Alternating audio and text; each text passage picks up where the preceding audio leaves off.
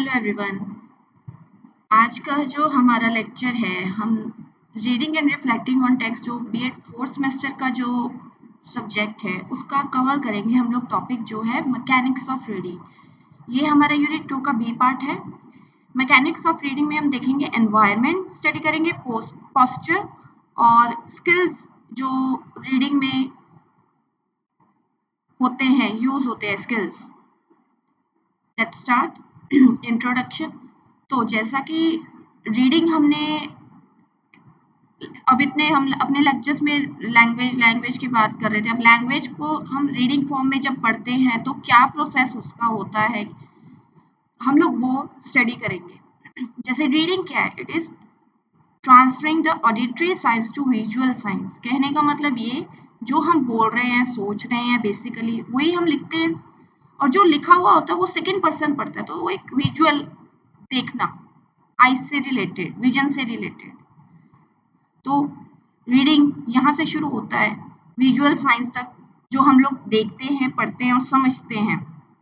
इस चीज को तो बच्चे ने सीखा होता है, बिकॉज वो ABCD, A for Apple, B for ball, वहां से एक तरह से उसकी रीडिंग प्रैक्टिस चालू हो जाती है। बिकॉज उसको क्या चीज अच्छी लगती है, क्या चीज अट्रैक्ट करती है, पिक्चर्स। तो पिक्चर्स फॉर्म में हम देखेंगे कि वर्ड थोड़े छोटे लिखे होते हैं उस टाइम पे, जब बच्चा छोटा होता है, तो पिक्चर बड़ी होती है ताकि उसका जो है एक अटेंशन ग्रैब की जा सके, उसको रीडिंग की हैबिट फॉर्म हो सके। तो हम देखेंगे eyes can scan the written words, phrases scan through eye movements. जैसे हम लोग की बात करते हैं, हम लोग जब देखते हैं, जैसे अभी सपोज मैं भी पढ़ रही हूँ, तो मैं कैसे पढ़ रही हूँ, जो भी कुछ लिखा हुआ है, वर्ड्स हो, फ्रेजेस हो या सेंटेंसेस हो, तो मेरी आईज मूव कर रही हैं, इधर से उधर, लेफ्ट से राइट मूव कर रही है, फिर राइट से लेफ्ट आएगी, फिर लेफ्ट से राइट आएगी। तो इस तरह से आई मूवमेंट हो रही है। तो जो आई मूवमेंट है, हम लोग देखते हैं जर्की है, बिल्कुल जैसे जैसे जो जो लाइनों में को मैं पढ़ती जा रही हूँ, तो एक जंप्स हम लोग एक्सपीरियंस करेंगे कि जंप्स आते हैं हमारे, फॉरवर्ड, बैकवर्ड। कई बार क्या होता है, हम सीधा पढ़ रहे हैं, हम लोग बेसिकली कैसे पढ़ते हैं, लेफ्ट टू राइट, तो हम लोग लेफ्ट टू राइट कई बार समझ नहीं आता, फिर हम लोग बैकवर्ड जाते हैं। पहले तो फॉरवर्ड जा रहे हैं, फिर बैकवर्ड जाएंगे दोबारा से पढ़ने के लिए, दोबारा से उसका मीनिंग गेन करने के लिए, है ना। किस लिए?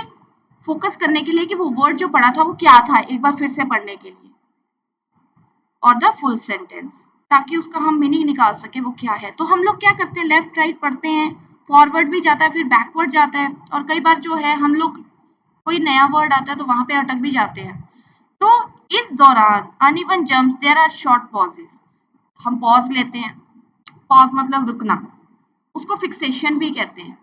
फिक्सेशन मतलब फिक्स हो जाना, आपकी आईज वहां पे फिक्स हो गई एक तरह से, मूवमेंट नहीं हो रही। बिकॉज कब हमारी मूवमेंट नहीं होती, जब कोई नया शब्द आता है, नया वर्ड आता है, क्योंकि हमने उस वर्ड को सुना नहीं होता, पढ़ा नहीं होता, तो हमें थोड़ा सा उस पर ध्यान देना पड़ता है कि उसका मीनिंग निकालने के लिए, टू रिकॉग्नाइज द वर्ड।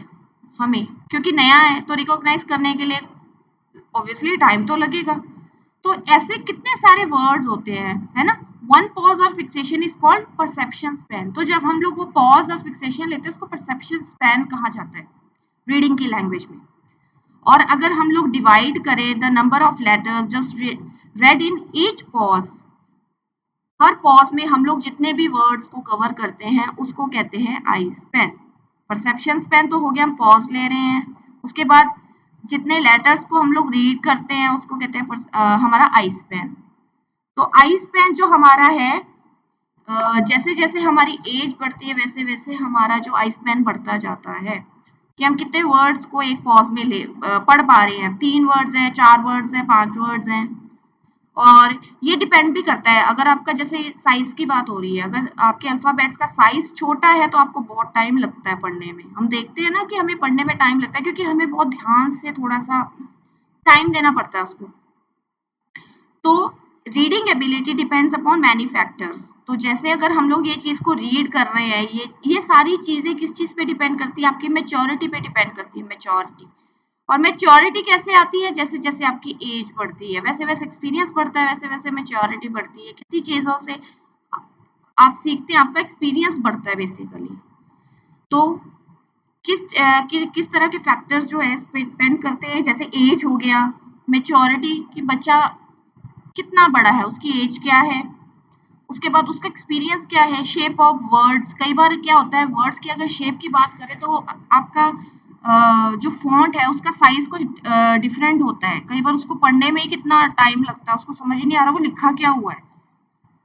तो शेप ऑफ वर्ड्स, उसके बाद इंटरेस्ट ऑफ द रीडर की जो रीडर है, बच्चा है, वो पढ़ना चाहता है कि नहीं, उस पर भी डिपेंड करता है। उसके बाद सब्जेक्ट मैटर कैसा है, ज्यादा मतलब कॉम्प्लेक्स तो नहीं है, उसके एज के अकॉर्डिंग मतलब इतना इजी है कि वो पढ़ पाए, उसको समझ पाए। नेक्स्ट इंटरप्रिटेशन, अंडरस्टैंड करके समझ के उसको इंटरप्रेट कर पाए, बता पाए कि वो क्या, उसने क्या समझा उससे। कॉम्प्रहेंशन अंडरस्टैंडिंग से रिलेटेड हो गया।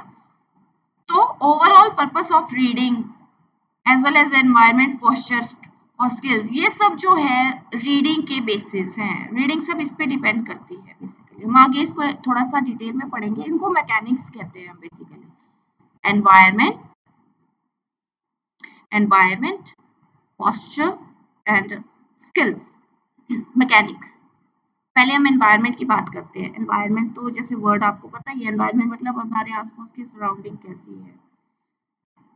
तो एनवायरनमेंट जो कैसे हेल्प करता है स्टूडेंट्स को एक बेटर अंडरस्टैंडिंग में, बिकॉज रीडिंग की बात हो रही है यहाँ पे, तो आप देखेंगे आपको साइलेंस की जरूरत पड़ती है। आपका एनवायरनमेंट साइलेंट होना चाहिए, बिल्कुल शांति, तब जाके जो आप कंटेंट को समझ पाओगे। तो one of the way to increase child's chance of improving literacy skills, तो जितनी अच्छी एनवायरनमेंट होगा उतनी अच्छी अंडरस्टैंडिंग होगी, और उतनी मतलब चाइल्ड की जो बच्चे की जो है स्किल्स को इम्प्रूव करने में हेल्प होगी। तो every element of the classroom जो है वो हेल्प करता है स्टूडेंट को to explore element of literacy. अब एनवायरनमेंट की बात करें, अगर एनवायरनमेंट क्लासरूम की बात करें तो एनवायरनमेंट कैसे होता है क्लासरूम का। क्लासरूम में टेबल्स होते हैं, चेयर्स होते हैं, ब्लैक बोर्ड होता है, स्मार्ट बोर्ड होता है, आजकल तो स्मार्ट बोर्ड भी है। उसके बाद वो पिन वाले बोर्ड्स लगे होते हैं, फ्लैनल बोर्ड्स जिसको कहते हैं, तो उस पर कोड्स लिखे होते हैं कई बार। तो ये सब क्या है, ये एनवायरनमेंट का पार्ट है। उसके बाद जो क्लासरूम है आपका ऐसी जगह नहीं होना चाहिए जहाँ से बहुत शोर आ रहा हो। वो एक अच्छा एनवायरनमेंट क्रिएट करना बहुत ज़्यादा ज़रूरी है रीडिंग के लिए, बिकॉज स्कूल में ही बच्चा सबसे ज़्यादा अपना टाइम स्पेंड करता है, तो वहीं से उसकी हैबिट फॉर्म होती है, वहीं से हम उसको स्किल्स जो डेवलप करना शुरू कर देते हैं। घर से सिर्फ वो एक बेस बना के चलता है, पर हम लोग यहाँ पर क्या करते हैं, उसके जो है फॉर्म हैबिट करना शुरू कर देते हैं।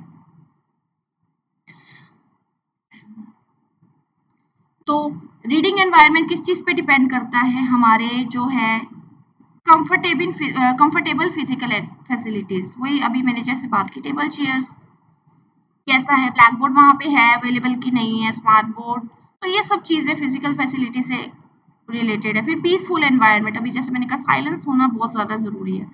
लाइट, प्रॉपर लाइट आ रही है, वेंटिलेशन है, सफोकेशन तो नहीं हो रही बच्चों को।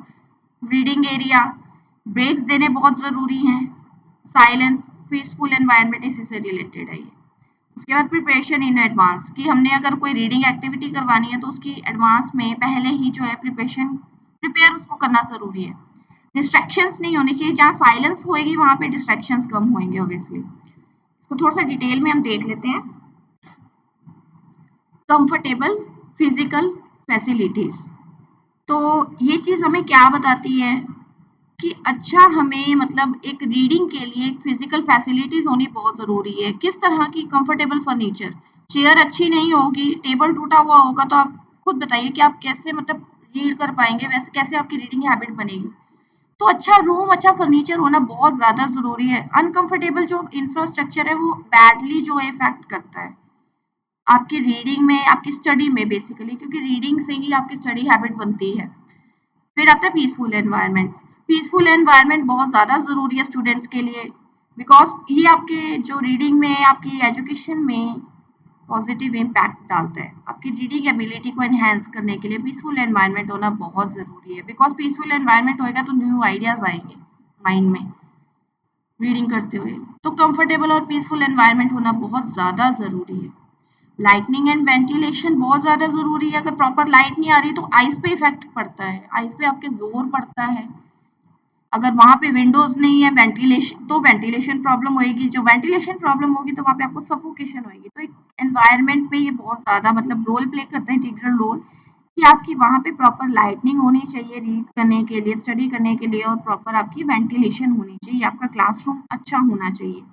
हम फिर रीडिंग एरिया ऐसा कि मतलब अभी जैसे मैंने बात की कि क्लासरूम का भी एक अपना एनवायरनमेंट होता है, तो एक रीडिंग एरिया अगर हम लोग एक्टिविटी करा रहे हैं तो एक रीडिंग एरिया बनाना बहुत ज्यादा जरूरी है, जहाँ पे बुक्स का डिस्प्ले हो, एज अप्रोप्रिएट बुक्स। जैसे हम लाइब्रेरी की अगर बात करें तो लाइब्रेरी का अपना एक एनवायरनमेंट होता है, वहाँ पे शांति होती है कितनी, ये सारी चीजें हमें वहाँ पे देखने को मिलती है। कंफर्टेबल फिजिकल मतलब आपको फैसिलिटी भी वहाँ पे मिलती है, एनवायरनमेंट वहाँ पे बिल्कुल शांत मिलता है, वेंटिलेशन भी होती है, लाइटनिंग भी होती है प्रॉपर। वो एक प्रॉपर अच्छा रीडिंग एरिया माना जाता है। किस लिए? ताकि चिल्ड्रन के अटेंशन को ग्रैब किया जा सके, उनको एंगेज किया जा सके। तभी आजकल क्या है, अगर ये चीजें अगर क्लासरूम में हम लोग उनको प्रोवाइड नहीं करवा सकते, तो हम आजकल देखते हैं कि उनके जो उनका शेड्यूल है या जो उनका टाइम टेबल है उसमें जो उनका लाइब्रेरी पीरियड एक डाल दिया जाता है, ताकि वो लाइब्रेरी में जाके उनकी रीडिंग हैबिट को फॉर्म किया जा सके। ये एक हम लोग सब्स्टिट्यूट भी कर सकते हैं। सब्स्टिट्यूट क्या कि हम लोग अपने क्लासरूम में वैसी एक्टिविटी कंडक्ट कराएं, पर टीचर के लिए वैसा एटमॉस्फेयर बनाना भी बहुत ज़्यादा ज़रूरी है, क्योंकि वो एनकरेज करता है बच्चों को रीड करने के लिए, क्योंकि रीडिंग से स्टडी हैबिट फॉर्म होगी, तो ये बहुत ज़्यादा ज़रूरी है। नेक्स्ट हमारा आता है साइलेंस। उसी से रिलेटेड एक साइलेंट एरिया बहुत ज़्यादा ज़रूरी है to gain the attention and concentration. तो कॉन्सेंट्रेट करने के लिए उस टेक्स्ट को, क्योंकि उस टेक्स्ट को हमने पढ़ना है, उसको अंडरस्टैंड करना है, उसको इंटरप्रेट करना है, उसका मीनिंग हमने निकालना है, तो उसके लिए एक साइलेंस होनी बहुत ज़रूरी है। उसके लिए कॉन्सेंट्रेशन चाहिए, उसके लिए साइलेंस चाहिए, बिकॉज वो हेल्प करता है स्टूडेंट को टू इम्प्रूव हिज और हर अंडरस्टैंडिंग, कॉन्सेंट्रेट करने में। Next, no distractions.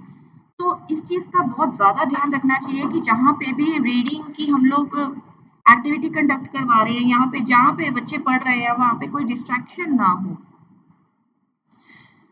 तो बच्चे ऐसे पीसफुल जगह पे बैठे जहाँ पे ना आवाज आ रही हो, ना मतलब ऐसी मतलब वॉल्स पे कुछ ऐसा ना लगा हो कि वो डिस्ट्रैक्ट हो।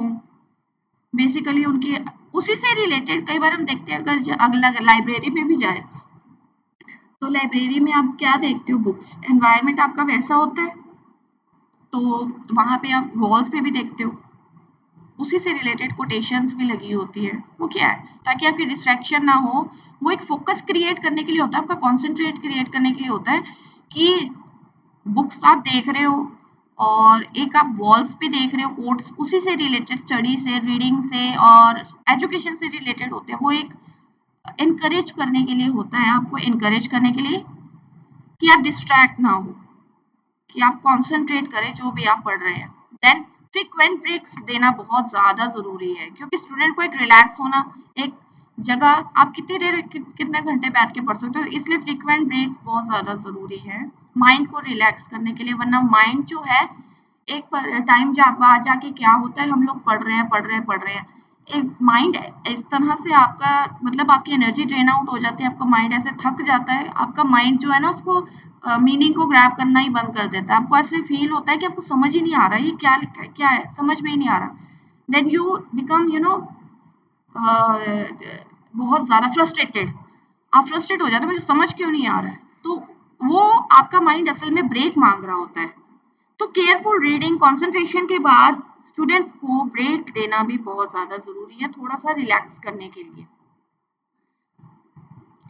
प्रिपरेशन, रीडिंग के लिए प्रिपरेशन करनी बहुत ज़्यादा ज़रूरी है, क्योंकि वैसा एनवायरनमेंट क्रिएट करना हमें ज़्यादा ज़रूरी है। अगर हमें बच्चों को वहाँ पे वो एक्टिविटी कंडक्ट करवानी है तो उसके लिए क्या एक रूम सेट करना ज़रूरी है, टाइम टेबल में एक टाइम सेट करना ज़रूरी है, बुक्स कौन सी हम रीड करेंगे, तो इन सब के लिए एक एडवांस प्रिपरेशन बहुत ज़्यादा ज़रूरी है। बिल्कुल एट द टाइम हम लोग बिल्कुल इन चीज़ों को डिसाइड नहीं कर सकते। तो नेक्स्ट हमारा आता है posture. Posture is very important, आप कैसे बैठे हो। तो राइट पोस्चर जो है बहुत ज़्यादा ज़रूरी है कि आप कैसे बैठ के पढ़ते हो, क्योंकि वो आपके सारी चीज़ों को इफेक्ट करता है, आपकी बॉडी को भी इफेक्ट करता है, आपकी आईज को भी इफेक्ट करता है, आपके ब्रेन को भी इफेक्ट करता है। और आपकी अंडरस्टैंडिंग को भी इफेक्ट करता है। तो एक करेक्ट पोस्चर, एक करेक्ट सिटिंग जो पोस्चर है वो बहुत ज्यादा जरूरी है कंसंट्रेशन के लिए। तो हम देखते हैं अब इन चीजों के लिए क्या क्या पोस्चर, करेक्ट पोस्चर के लिए क्या क्या चीजों के लिए कंसीडर करना जरूरी, किन चीजों को कंसीडर करना ज्यादा जरूरी है पोस्चर के लिए। करेक्ट पोस्चर के लिए क्या है, पोजीशन ऑफ रीडिंग, कि आप कैसे बैठ के पढ़ रहे हो। उसके बाद आपका आई कांटेक्ट कैसा है, आपका डिस्टेंस कितना है आपकी बुक से। उसके बाद आपकी लेग्स की हाइट कैसी है, फिर आपकी बैक जो है वो स्ट्रेट है कि नहीं, आप सीधे बैठे हैं कि नहीं, आपके फीट को सपोर्ट मिल रहा है नीचे कि नहीं, आपकी एल्बो को सपोर्ट मिल रहा है कि नहीं, आपने अपनी फोर आर्म्स को कहाँ पे रखा हुआ है, कहाँ पे प्लेस किया हुआ है। And then last is frequent breaks. इसको थोड़ा सा डिटेल में देख लेते हैं हम। पोजीशन ऑफ रीडिंग, तो पोजीशन हम लोग बात कर रहे थे, पोस्चर में पोजीशन बहुत ज्यादा मतलब रोल प्ले करती है। अब आप लेट के पढ़ोगे तो आप कितनी जल्दी थकते हो। लेट के पढ़ना आपकी आईज पे स्ट्रेन डालता है, स्ट्रेस डालता है बहुत ज्यादा, तो आपको देखते हैं ना, चश्मा लग जाता है, तो आईज पे जो है नेगेटिव इफेक्ट डालता है। अब इसी तरह reading in horizontal position causes strain on eyes, muscles around eyes. तो मतलब कहने का मतलब ये कि जब आप लेट के पढ़ते हो आपको नहीं पता चलता कि आपको अपनी बुक को कितने डिस्टेंस पे रखना है। जैसे मर्जी आप पढ़ोगे, आपके मतलब बॉडी के दूसरे पार्ट्स भी बिल्कुल, आप एक तरह से जब लेट के पढ़ते हैं तो रिलैक्स होके पढ़ते हैं बेसिकली, तो आपको पता नहीं चलता, करेक्ट पोस्चर नहीं होता बेसिकली पढ़ने का, तो वो आपकी कंसंट्रेशन में भी जो है नेगेटिव इफेक्ट डालता है। तो एक कंफर्टेबल पोजीशन होना बहुत जरूरी, बिकॉज वो आपका कंसंट्रेशन बढ़ाएगा, आप कितनी देर बैठते हो उसमें भी हेल्प करेगा। तो एक फैटीग और स्ट्रेन यानी थकावट को दूर करने के लिए पोजीशन ऑफ रीडिंग बहुत ज्यादा जरूरी है। नेक्स्ट आई कांटेक्ट, यानी आपका बुक से आपकी आईज का कितना डिफरेंस है। ज्यादा क्लोज पढ़ोगे तब भी आईज पे स्ट्रेन पड़ेगा, ज्यादा अगर दूर से पढ़ेंगे तब भी आईज पे स्ट्रेन पड़ेगा। तो इसके लिए एक प्रॉपर जो डिस्टेंस होना बहुत ज्यादा जरूरी है, because it helps us to keep the back straight and spine neutral, कि हमारी बैक जो स्ट्रेट होनी चाहिए, क्योंकि स्ट्रेट जितनी होगी हमारी हमारे हमें थकावट उतनी मतलब जल्दी नहीं होगी, उतना हमारा जो डिस्टेंस है बुक से बिल्कुल सही होगा। तो एक एप्रोप्रिएट, कहते हैं कि एप्रोप्रिएट एंगल और डिस्टेंस बुक के साथ आपका आइज का होना बहुत ज्यादा जरूरी है। बेसिकली क्या कहा जाता है कि बुक्स को 1.5 फीट आपकी आइज से दूरी पर रखना चाहिए। नेक्स्ट आपका आता है लेग हाइट। तो हम लोगों को कहते हैं कि इस पोजीशन में बैठना चाहिए कि हमारा ब्लड सर्कुलेशन रुके ना, शुड नॉट डिस्टर्ब। जो हमारी जो है keep the things parallel to the floor with your feet supported comfortably against the floor. हम देखते हैं जब बैठे होते हैं हमारे जो है बिल्कुल स्ट्रेट हमारी लेग्स होनी चाहिए फ्लोर पे। कई बार क्या होता है फुट रेस्टर भी बना होता है टेबल में ना आगे, जब हमारी जो पैर थक जाते हैं कि हम अपने फुट रेस्टर पे आगे अपने पैरों को रख सके, तो वो क्या चीज है, इसीलिए कि हम लोग कंफर्टेबली बैठ सके, बिकॉज वो हमारी रीडिंग में हमारी हैबिट फॉर्म करने में बहुत ज्यादा अच्छा मतलब रोल प्ले करता है, इंटीग्रल रोल प्ले करता है। तो सिट स्ट्रेट बैक, जब हम बैठते हैं हमारी बैक को सपोर्ट होना बहुत जरूरी है। हम हमारी चेयर्स को हम देखते हैं, हम तभी कहते हैं ना कि प्रॉपर टेबल चेयर, एक स्टडी टेबल होना बहुत ज्यादा जरूरी है, बिकॉज वो स्टडी टेबल क्या है, हैबिट फॉर्म करने के लिए कि प्रॉपर पोस्चर बन सके। एक स्टडी टेबल पे बैठ के ही पढ़ाई करनी चाहिए, कहते हैं बेड पे बैठ के पढ़ाई नहीं करनी चाहिए, बिकॉज वहां पे हमारी बैक स्ट्रेट नहीं होती है। तो इस तरह से हंचिंग फॉरवर्ड जो है हमारे नेक को स्ट्रेन देती है, बैक में पेन करती है, बिकॉज आप खुद इमेजिन करके देखिए कि जब आप बेड पे बैठ के पढ़ते हो तो आप थोड़ा सा आगे को थोड़ा सा झुक के पढ़ते हो, कई बार थक गए तो लेट गए, लेट के पढ़ लिया थोड़ा सा, लेट के पढ़ लिया थोड़ा सा, पीछे को के पढ़ लिया थोड़ा सा, आगे को के पढ़ लिया, तो वो हमारे जो कॉन्सेंट्रेशन में एक बाधा डालता है, ठीक है, रिड्यूस करता है, फोकस हमारा रिड्यूस करता है। तो रीडिंग टाइम हमारा जो शॉर्ट कर देता है, बिकॉज वो एक तरह से हमारा फोकस और कंसंट्रेशन कम कर रहा है, उससे हमारा रीडिंग टाइम जो है अफेक्ट होता है बेसिकली। तो स्ट्रेट बैक बैठना जो है बहुत ज्यादा जरूरी है, बिकॉज कंसंट्रेशन को इंक्रीज करता है। तो बैक को एक ना हमारी जो है सपोर्ट होना बहुत जरूरी है, किस लिए, क्या, ताकि डिस्ट्रैक्शन को प्रिवेंट किया जा सके, डिस्ट्रैक्शन को रोका जा सके। फिर सपोर्ट टू द फीट, जैसे अभी मैंने कहा फुट रेस्टर की बात की, रिलैक्सिंग पोजीशन होनी भी जरूरी, मैं ये नहीं कह रही बिल्कुल ही एक वो होता है ना, एक पुतला सा बना होता है, एक बार बैठा दिया बस, नो। रिलैक्सिंग पोजीशन भी बहुत ज्यादा जरूरी, बिकॉज आप कितनी देर तक सेम पोजीशन में बैठोगे। तो एक तरह से फीट्स को जो है, एक हमें ऐसा प्लेटफॉर्म मिलना चाहिए टू लिफ्ट अप करने के लिए हमें फुट रेस्टर होता है टेबल पे, हम लोग उसके ऊपर पैर रखते हैं ताकि हमारे पैरों को थोड़ा सा, हमारे फीट को थोड़ा सा रेस्ट मिल सके। नेक्स्ट हमारे आता है सिटिंग स्ट्रेट, बिल्कुल सीधे बैठना जरूरी है, जैसे भी टेबल और मैंने उसका एग्जांपल दिया, उससे हमारी स्पाइन न्यूट्रल रहती है, न्यूट्रल फॉर्म में रहती है, तो उसको सीधा रखना बहुत ज्यादा जरूरी है। तो ये कैसे किया जा सकता है, सिटिंग स्ट्रेट कैसे किया जा सकता है, चेयर की हेल्प से। अगर स्टडी टेबल नहीं है तो आप सीधे चेयर पे बैठ के पढ़े, उसे जो है टेल बोन जो है अगेंस्ट द चेयर बैक उसके साथ कनेक्ट होनी चाहिए। Keep the feet flat on floor, बिल्कुल सीधे स्ट्रेट बैठना, क्योंकि स्लाउचिंग द शोल्डर, अंदर को झुका के नीचे को करना, और हम लोग जब रीड करते हैं उसको हम कहते हैं अवॉइड करना चाहिए, बिकॉज सारा उस पे हमारी बॉडी पे स्ट्रेन पड़ता है, स्पाइन पे बेसिकली स्ट्रेन पड़ता है।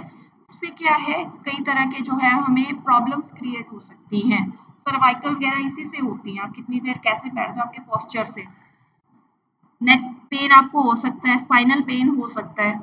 नेक्स्ट आता है हमारा एल्बो पोजीशन। तो एल्बो पोजीशन जो है मतलब एक एप्रोप्रिएट हाइट पे होनी चाहिए, should not be raised, because वो एक स्ट्रेन डालता है, जितने मतलब ज्यादा होगी आपके शोल्डर को उतना ही ऊपर को करना पड़ता है, तो आपके शोल्डर में पेन होने लग जाता है। आप क्या करेंगे, नीचे को हाथ करके ऐसे फील करेंगे, वो ऐसा लगा हाथ थक गया, तो आपके शोल्डर्स पे इफेक्ट डालता है, शोल्डर पे पेन होना शुरू हो जाता है। तो one should rest elbows on the side rest, जो साइड रेस्टर होता है वहां पे हमें उस तरह से एडजस्ट करने चाहिए, वो होने चाहिए चेयर पे, उससे जो है हमारे मतलब एक प्रॉपर हमारा बैठने का पोस्चर बन जाता है, वेट नहीं पड़ता बेसिकली शोल्डर पे, वेट नहीं पड़ेगा तो प्रॉब्लम नहीं होगी। Next four arms position, elbows और फोर आर्म्स वही चीज है, उसकी पोजीशन जो है आर्म रेस्ट है ना, उससे नीचे नहीं होनी चाहिए बेसिकली, उस पर हम फोर आर्म्स रखते हैं। फोर आर्म्स के लिए भी चेयर पे बनी होती है, आप देखेंगे साइडों पे ना, वो किस लिए, ताकि आपकी जो है नेक, जो आपकी नेक पे है इफेक्ट ना हो, बिकॉज उसी से सर्वाइकल, अभी जैसे मैंने कहा कि सर्वाइकल और भी बहुत सी तरह की पेन प्रॉब्लम्स हो सकती हैं। नेक्स्ट लास्ट हमारा इसका आता है ब्रेक्स। ब्रेक्स देने बहुत ज़्यादा ज़रूरी है, कि जैसे मैंने आपको बताया कि स्मॉल ब्रेक्स देने बहुत ज़्यादा ज़रूरी, बिकॉज एक टाइम पे आपका माइंड भी ब्रेक मांगने लग जाता है, जब आपको ऐसा फील हो रहा हो पढ़ते पढ़ते कि अब मुझे से पढ़ा नहीं जा रहा, मुझे समझ नहीं आ रहा, it means your mind is asking for a quick break. तो एक ब्रेक, स्मॉल ब्रेक्स होना बहुत ज़रूरी है, आपकी बॉडी को भी देना बहुत ज़रूरी है, बिकॉज बैठे बैठे भी आप थक जाते हो, स्मॉल वॉक आप दे सकते हो, ताकि आप थोड़ा सा, हम देखते हैं ना कई बार हमारा ब्लड सर्कुलेशन रुक जाता है, तो नम नम सा फील होता है हमें, पैरों में भी हमारे, हाँ है ना, लेग्स में भी और हमारे जो है आर्म्स में भी। तो उस चीज को जो है अवॉइड करने के लिए ब्रेक्स लेने बहुत ज़्यादा ज़रूरी हैं। बीच में एक ईटिंग ब्रेक्स भी लेने चाहिए, कि आप थोड़ा सा अपना मतलब फूड ले सके, थोड़ा सा फूड इनटेक बहुत ज़्यादा ज़रूरी है। तो ज़्यादा देर बैठना भी सही नहीं है। तो ये कुछ थे हमारे पोस्चर्स के बारे में, एनवायरनमेंट और हमने पोस्चर्स के बारे में डिस्कस किया। लास्ट हमारा जो टॉपिक है वो है स्किल्स इन्वॉल्व्ड इन रीडिंग। स्किल्स हमने जैसे अपनी पिछली वीडियो में भी हमने जो है डिस्कस किया था। स्किल्स दो तरह के होते हैं, अगर हम रीडिंग स्किल्स की बात करें, एक होते हैं असेंशियल स्किल्स और एक होते हैं हमारे फंडामेंटल स्किल्स। अब देखते हैं असेंशियल स्किल्स क्या होते हैं हमारे। Essential skills involves the eye movement, हमारा eye span, perception span, word recognition, vocalization and position of our forearms। तो अब आती है हमारी पहली आई मूवमेंट। आई मूवमेंट जैसे अभी मैंने बात की थी पहले, कि जब हम लोग रीड कर रहे होते हैं तो हमारी आई मूवमेंट कैसी होती है, जर्की सी होती है, बैकवर्ड फॉरवर्ड है ना, जंप्स होते हैं उसमें, स्टेडी और स्मूथ नहीं होती, जैसे जैसे जैसा प्रिंट होता है वैसे हमारी आई मूवमेंट होगी। हम लोग कहाँ क्या देखते हैं, जंप्स और हम लोग जर्क्स उसमें देखने को मिलते हैं। अब फिक्सेशन मैंने क्या बात की थी, कि हम लोग जहाँ पे रुकते हैं, fixation, to recognise the word. जब भी कोई नया वर्ड आता है तो हम एक उस वर्ड पे फिक्स हो जाती है हमारी आइज की इस वर्ड का मीनिंग क्या है। जब तक हमें उसे मीनिंग नहीं पता चलता हम आगे नहीं बढ़ते हैं, आप देखेंगे। तो बेसिकली आई मूवमेंट क्या है कि हम यहाँ से लेफ्ट से जैसे अब राइट तक ये ऐसे हम रीड कर रहे हैं, ये आई मूवमेंट है। पर जब हम लोग रुक जाते हैं, सपोज ये वर्ड है, ये वर्ड नया है, तो मेरी आईज यहाँ पे फिक्स हो जाएंगी, उसे आई फिक्सेशन कहते हैं। तो बेसिकली हम देखते हैं आई मूवमेंट हमारी कंसिस्टेंटली फॉरवर्ड होती है, लेफ्ट टू राइट, है ना, रेगुलर और रिदमिक, जिसमें जर्म्स एंड जर्क्स आते हैं। नेक्स्ट हमारा आता है आई स्पैन। अब आई स्पैन क्या होता है, जैसे अगर मैं लेटर्स की बात करूं, लेटर्स को एक लाइन में हम लोग, है ना, numbers of processes, if we get the number of letters read in each pause, this is known as eye span. ये बेसिकली आई स्पैन है, जैसे वर्ड्स, ये देखो ये आई स्पैन। अब जैसे ये वाला जो आई स्पैन है, फर्स्ट वाला, ये फर्स्ट वन है, ये बच्चों का आई स्पैन है। बच्चे एक एक ऐसे वर्ड कर करके पढ़ते हैं, IF, YOU, read, word, buy, इस तरह से पढ़ते हैं। ये आई स्पैन है बच्चों का, छोटे बच्चों का। पर जैसे जैसे बड़े होते हैं हम, वैसे वैसे हमारा ये देखेंगे हम आई स्पैन बड़ा होता जाता है। हमने कितने लेटर्स लिए, 2 लेटर्स, या फिर हम वर्ड्स कह सकते हैं। फिर 2, यहाँ पे 3 वर्ड्स को काउंट एक साथ लिया, पढ़ा, रीड किया हमने, यहाँ पे 2, यहाँ पे फिर 3। अब यहाँ पे हमने क्या है, 1 2 3 4 5, यहाँ पे 5 वर्ड्स को हमने एक साथ रीड किया। ये आई स्पैन है बेसिकली। तो जैसे जैसे मेच्योरिटी हमारी आती है रीडिंग में, वैसे वैसे हमारा ये आई स्पैन हम देखेंगे बढ़ता जाता है। तो बेसिकली क्या है, ये बेसिकली डिवीजन है, एक सेंटेंस में वर्ड्स की डिवीजन है। तो ये प्रिंट और साइज के अकॉर्डिंग वेरी बहुत ज्यादा करता है। जैसे मैंने पहले भी बात की कि प्रिंट पे डिपेंड करता है, उसका साइज बड़ा है, अगर ज्यादा बड़ा है तो इस तरह से। अब जैसे ये बड़ा है तो हम अपना आई स्पैन देखेंगे तो हम कितने वर्ड्स को एक साथ हम रीड कर पा रहे हैं। स्मॉलर, अगर ज्यादा स्मॉल होंगे तो ज्यादा स्मॉल हमारा आई स्पैन होगा। तो लेटर साइज बहुत ज्यादा इफेक्ट करते हैं। अब जैसे मैं ये मैंने एक एग्जांपल लिया है यहाँ पे, ये फिक्सेशन है। देखो जैसे हम लोग कैसे पढ़ते हैं, अभी मैंने कहा एक से दूसरा वर्ड, तीसरा वर्ड, फिर चौथा वर्ड, पांचवा वर्ड। अब ये वाला ऐसा वर्ड है जो मुझे समझ नहीं आ रहा, जो नया वर्ड है, इसको फिक्सेशन कहते हैं। भी मेरी आईज मूवमेंट यहाँ पे रुक गई, 2 वर्ड्स के बीच में रुक गई। यहाँ पे कोई ऐसा वर्ड है जो मुझे समझ नहीं आया, तो एक तो ये होगी फिक्सेशन, और एक होगी, जैसे मैं एक हम लोग रिग्रेशन वर्ड भी यूज करते हैं, बैक स्किपिंग और रिग्रेशन, फॉरवर्ड बैकवर्ड जैसे भी मैंने बात की। तो इसमें क्या होता है, ये क्या मूवमेंट का पार्ट है। जब हम लोग ऐसे आगे पढ़ते हैं, फिर हम लोग रिग्रेशन मतलब बैक जाना, फिर बैक जाते हैं, अच्छा क्या पढ़ा था समझ नहीं आया, एक बार फिर पढ़ा पढ़ा, फिर आगे जाके फिर बैक जाना। हम बच्चों में कई बार देखते हैं जिनको रीडिंग प्रॉब्लम्स होती है, वो उनमें रिग्रेशन बहुत होता है, वो वापस जाते हैं, वापस बार बार पढ़ते हैं। तो ये हमारा हो गया आई स्पैन, आई स्पैन का एग्जाम्पल और आई मूवमेंट का एग्जाम्पल। नेक्स्ट हमारा आता है वर्ड रिकॉग्निशन। तो वर्ड रिकॉग्निशन इन्वॉल्व्स क्या, कि हम लोग जो वर्ड को समझ पा रहे हैं, उसका मीनिंग एक्सट्रैक्ट कर पा रहे हैं, मीनिंग हम लोग उसका निकाल पा रहे हैं, मतलब। तो ये किस चीज पे डिपेंड करता है वर्ड रिकॉग्निशन, लेटर का टाइप, किस तरह का लेटर है, या वर्ड जो भी लिखा हुआ है, फिर शेप, फॉन्ट का साइज कैसा है, फॉन्ट फॉन्ट कौन सा है, कोई ऐसा फॉन्ट तो नहीं कि जो, मतलब कई बार हम लोग देखते हैं ना कर्सिव में लिखा होता है, कई बार हमें कर्सिव फॉन्ट ही समझ में नहीं आता। फिर लर्नर का एक्सपीरियंस कैसा है, उसकी मैच्योरिटी है कि नहीं है, छोटे बच्चे हैं कि बड़े बच्चे हैं, उसकी रीडिंग की स्पीड कितनी है, कितनी जल्दी वो उसको रीड कर पा रहा है। उसके बाद कंप्रहेंशन, कितनी जल्दी वो उसको कंप्रहेंड और समझ पा रहा है, अंडरस्टैंड कर पा रहा है। बेसिकली मीनिंग निकालना तो वही चीज होगी, अंडरस्टैंड करेंगे तभी जो है उसका एक्सट्रैक्ट कर पाओगे आप मीनिंग। नेक्स्ट आता है वोकलाइजेशन। वोकलाइजेशन क्या है, प्रोड्यूसिंग साउंड्स, पढ़ते वक्त जब हम लोग बच्चे लाउड रीडिंग करते हैं ना, वो वोकलाइजेशन है। तो ये क्या है, basically describes readers who hear the word as they read. जैसे मैं अब अगर मैं पढ़ूं, it describes readers who hear the words as they read, मतलब मैं पढ़ भी रही हूँ, मैं सुन भी रही हूँ। तो बच्चों को यहाँ से हम रीडिंग शुरू करवाते हैं ना, वोकलाइजेशन मतलब उनका मतलब जब वो लाउड रीडिंग करते हैं, छोटे हम लोग क्लासेस में उनको शुरू करवाते हैं।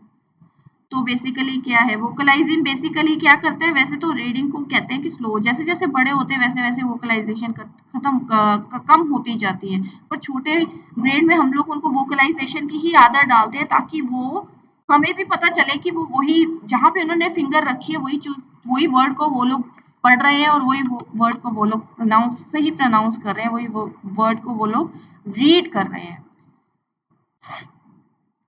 तो many developed it as they believe that it is help memory retention, but in reality it slows the reading.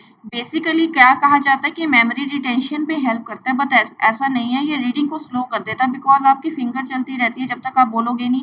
आप खुद देखेंगे जब हम रीड कर रहे होते हैं उसके बाद अगर हम बोल बोल के रीड कर रहे हैं तो हमारी एनर्जी कितनी जल्दी ड्रेन आउट होती है, इसलिए हमारा जो है प्रोसेस स्लो हो जाता है रीडिंग का, वोकलाइजेशन से हमारा रीडिंग का प्रोसेस स्लो हो जाता है।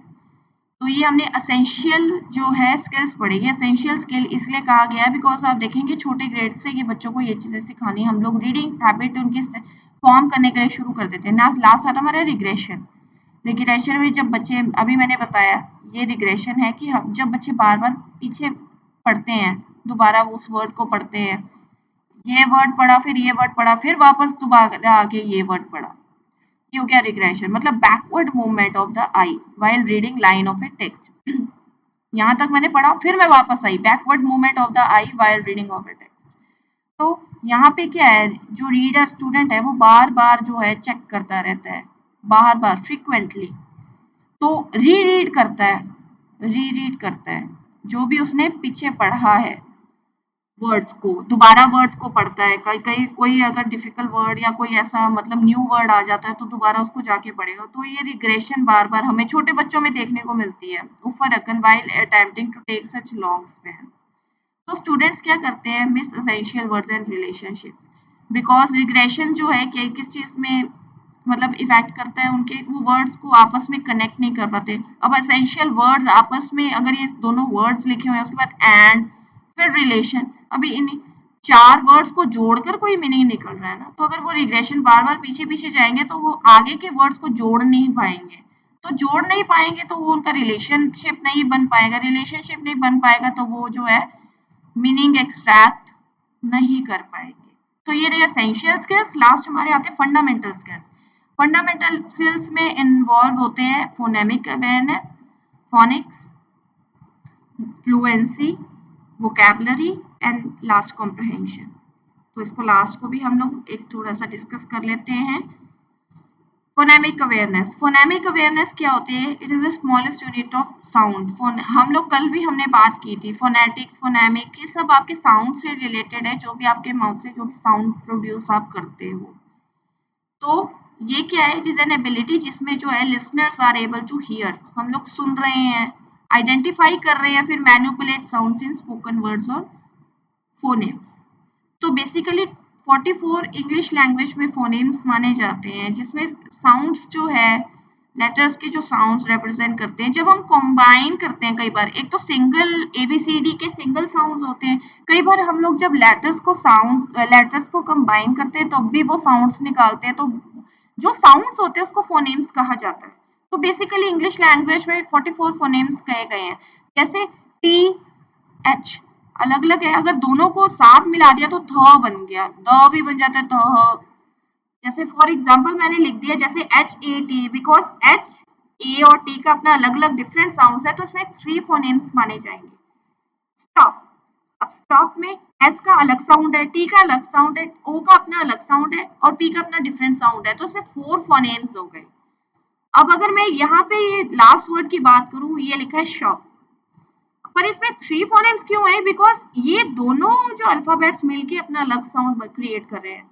एस अलग साउंड है, एच अलग साउंड है, पर हम लोग जब इसको कंबाइन करते हैं तो श एक डिफरेंट साउंड निकल के आता है, श का अलग साउंड है, ओ का अलग साउंड है, तो पी का अलग साउंड है, तो इसमें 3 फोनेम्स हो गए। तो हम लोग यहाँ देखते हैं ये हो गई फोनेमिक अवेयरनेस। तो ये फंडामेंटल स्किल्स है, इन साउंड्स की जो है उनको नॉलेज होनी बहुत जरूरी, बिकॉज अगर उनको पता ही नहीं चलेगा वो, अब आप खुद, हमें पता है कि ये शॉप वर्ड है, अब आप इसको सहॉप तो नहीं पढ़ेंगे, अगर आप इसको बोलो कि इसमें 4 फोनेम्स है सहॉप, नई सेंस बनती ना शॉप बेसिकली। 3 फोनेम्स है इसमें। नेक्स्ट हमारी आती है फोनिक्स। फोनिक्स क्या है? It is a method of teaching beginners to read and pronounce words. Phonics में क्या देखते हैं बच्चे जो है रीडिंग जो है बेसिकली रीड कैसे कर रहे हैं, बिगनर्स जो नए बच्चे हैं रीड अभी करना शुरू किया उन्होंने, उनको प्रोनाउंस कैसे करवाने हैं words by learning characteristics of sounds, letters, group letters. ये ग्रुप लेटर्स है बेसिकली, क्योंकि लेटर्स को ग्रुप में डाल दिया तो उनके अपने आप साउंड्स निकल के आते हैं। तो it teaches how to use this relationship to read and spell words. आपस में एस एच का क्या रिलेशनशिप है और टी एच का क्या रिलेशनशिप है, और दोनों मिलकर डिफरेंट साउंड कैसे प्रोड्यूस करे, फोनिक्स हमें बताता है। तो it involves matching the sounds of spoken language with individual letters और ग्रुप ऑफ लेटर्स।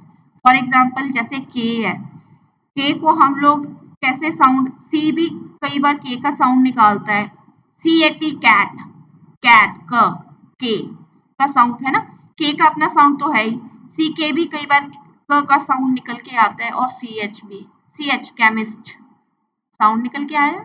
अब आप केमिस्ट बोलेंगे, इसको केमिस्ट तो नहीं पढ़ेंगे। तो सी एच का आपस में जुड़कर रिलेशनशिप क्या है, वो फोनिक हमारा स्किल है, वो बच्चों को हम लोग सिखाते हैं। नेक्स्ट हमारा आता है फ्लुएंसी।